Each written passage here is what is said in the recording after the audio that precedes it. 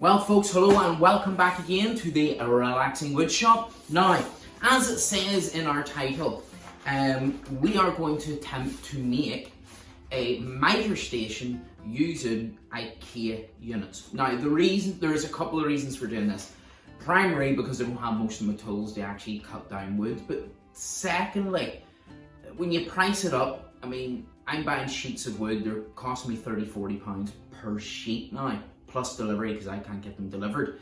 And then you're having to cut them, then you're having to drill them, then you're having to paint them because I want this all black.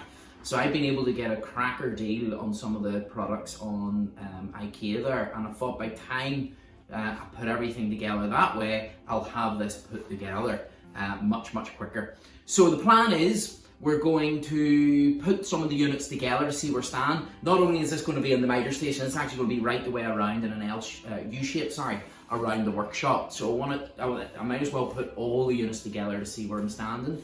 Then we're going to put a base for them to sit on. I want to make that just out of timber 2x2s or 2x3s, and then I'm going to paint them off in that copper effect that we're running around, so then I can set them on top, lay it out to my size, then slide in our mystery tool, which you might have seen in one of our previous videos. We Easter egg was hidden in the corner, and then from there, then we'll build it up, and I'll work on that, and I'll focus on that for the next week or so.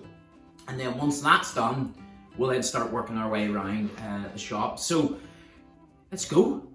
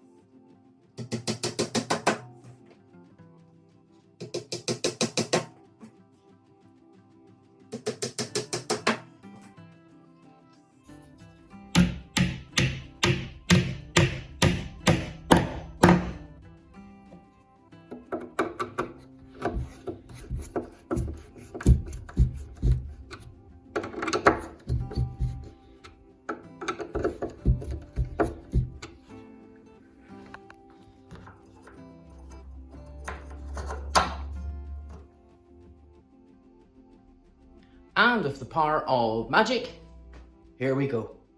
So we have them all done. So now what we need to do is select the biggest ones, and we're going to move them to the, let me see if I can get that right, the back, because it's in reverse. So the back wall, and then so the most important thing first is let's get this base down, kicker plate, whatever you want to call it, for the units to sit on. So let's do that.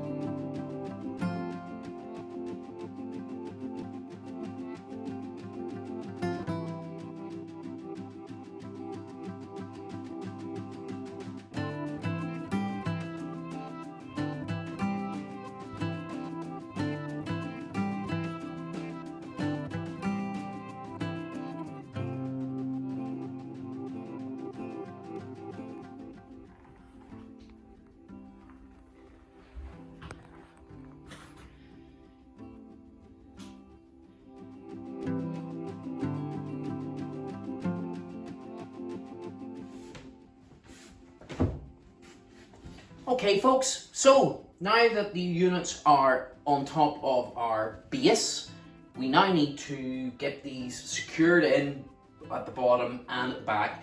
Do a lot of measurements to make sure they're all secure. I need a 90 gap in between.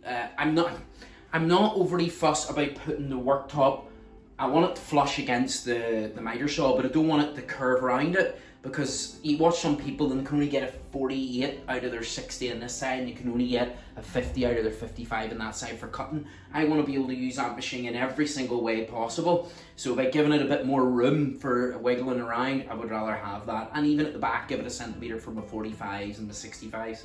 So what we're going to do is we're going to get these drilled in here, drill down in there, do a few measurements, and then just along here, if you can see along here, we want to support this beam going down that's going to hold it, because I want to make sure that, yeah, the IKEA furniture's fine, but when you're holding a 35 kilo miter saw, I want it to make sure it's got extra support.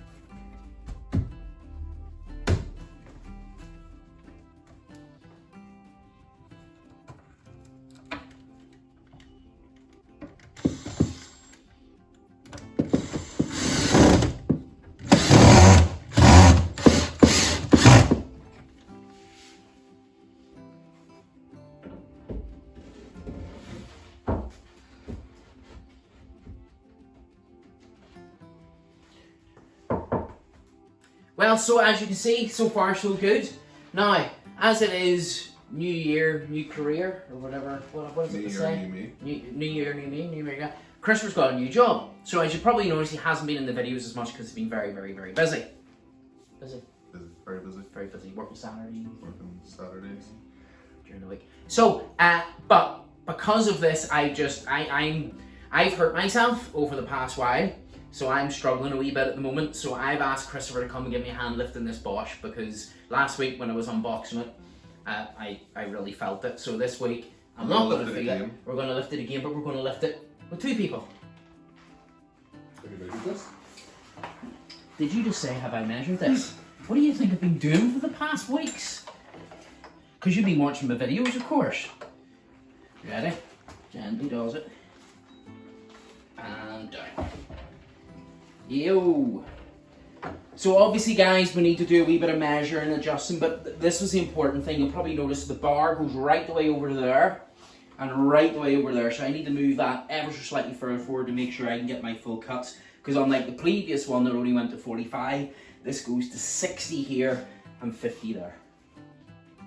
Okay folks, so now that it's in, it is looking fantastic.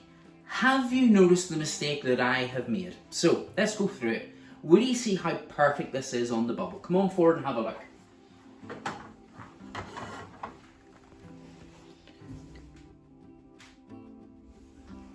Isn't that a fantastic, perfect bubble? Absolutely perfect.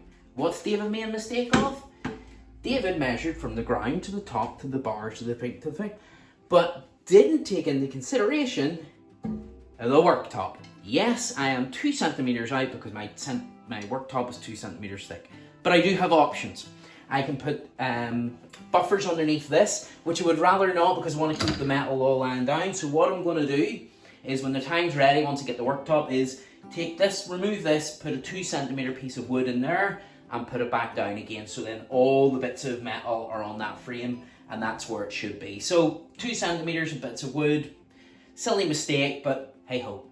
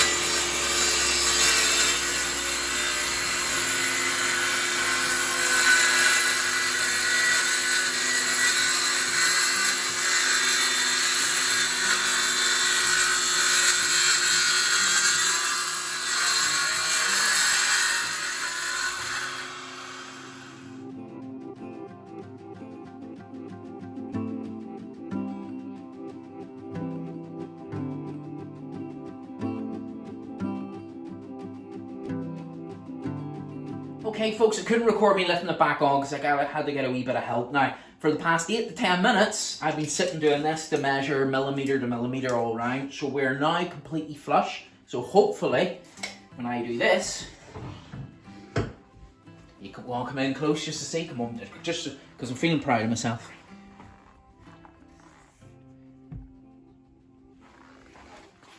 Flush. Flushy, flush, flush.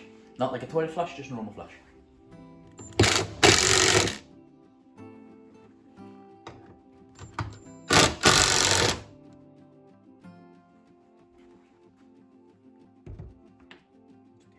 Well folks, there we have it, looking absolutely gorgeous. Now I didn't bore you with putting on door handles or the wee hinges because they're IKEA stuff, but what I'll do is we have to make another two big units. You probably spotted one was already being practiced in the background, so I'll show you in the next video how we're doing our side units.